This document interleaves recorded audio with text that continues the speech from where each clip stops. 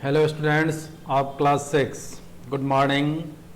Today we will learn in chapter 2 in your science components of food. इसमें आज हमारा topic है question answer का एक्सप्लेन करना। तो जैसे हमने चैप्टर पूरा कर लिया था, अब हमारा एक्सरसाइज है, उसमें क्वेश्चन आंसर दिए हुए हैं, उसको कैसे आपको लिखना है इसके बारे में बता रहा हूँ। जैसे पहला क्वेश्चन है आपका फिल इन द ब्लैंक्स। इसमें फर्स्ट पार्ट है dash and dash are the two types of carbohydrates found in our food. हमारे भोजन में दो प्रकार के कार्बोहाइड्रेट पाए जाते हैं, उसका नाम बताना है। तो एक तो है शुगर, दूसरा होगा स्टार्च।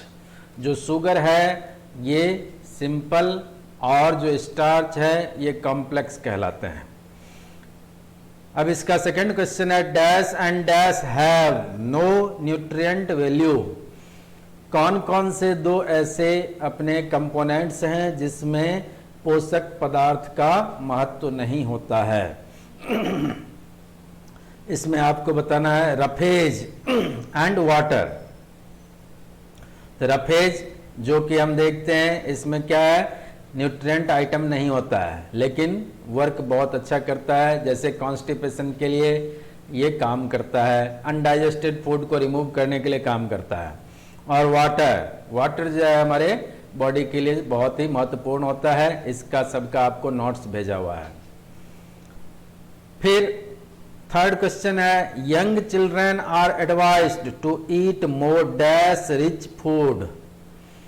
जो बच्चे होते हैं, जैसे मान लीजिए 10 से 12 साल का हो गया, अब ये ग्रो कर रहे हैं, तो ग्रोइंग चिल्ड्रन के लिए बताया था आपको प्रोटीन जिसमें होता है ऐसे भोजन ज्यादा लेने हैं, तो यहां आ जाएगा प्रोटीन। फिर फोर्थ पार्ट है स्पिनेच, पालक। इसमें कौन सा मिनरल पाया जाता है, तो आयरन। क्या कहेंगे हम, आयरन। आयरन जो है यानी लोह। तो आयरन की कमी से एनीमिया नामक रोग होता है जो पालक खाने से पूर्ति हो जाती है। फिर इसका फिल इन द ब्लैंक्स का लास्ट क्वेश्चन है deficiency of vitamin D causes dash. अब यहां पर बताना है कि डिजीज का नाम क्या होगा। यदि विटामिन डी की कमी हो जाती है तो रिकेट्स नामक रोग होता है, तो रिकेट्स लिखना है। अब देखिए सेकंड क्वेश्चन है give one word for the following. जो क्वेश्चंस दिए गए इसका एक शब्द में आंसर देना है। जैसे है name the disease caused by the deficiency of iodine. Iodine की कमी से होने वाले रोग, तो हमने आपको बताया था ग्वाइटर होता है। दूसरा है name the condition caused by excessive loss of water from the body. यदि हमारे शरीर से अधिक मात्रा में पानी बाहर निकलता है तो उसे क्या कहते हैं, डिहाइड्रेशन कहते हैं। थर्ड है name the condition caused by the lake of roughage in the diet. अब कहा यदि हमारे भोजन में रफेज आइटम है, इसकी कमी हो जाए तो क्या होगा, कॉन्स्टिपेशन नामक रोग हो जाता है, यानी कब्जियत हो जाती है। फिर फोर्थ है name the body disorder caused by excess amount of fat in the body. यदि हमारे बॉडी में फैट्स की मात्रा बढ़ जाती है तो क्या होगा, तो हम देखते हैं बॉडी फैल जाता है, यानी मोटापा आ जाता है, तो उसको हम क्या कहेंगे, ओबेसिटी। और सेकंड जो क्वेश्चन है इसका लास्ट पार्ट है name the fat found in ghee and butter. तो फैट दो प्रकार के होते हैं, सैचुरेटेड और अनसैचुरेटेड। जो घी और बटर है ये सैचुरेटेड हैं, जबकि वेजिटेबल ऑयल्स होता है ये अनसैचुरेटेड होते हैं। तो इसमें आपको सैचुरेटेड लिखना है। अब देखिए थर्ड क्वेश्चन है मैच द फॉलोइंग। तो इसमें आपको मैच करना है कॉलम ए का कॉलम बी के साथ।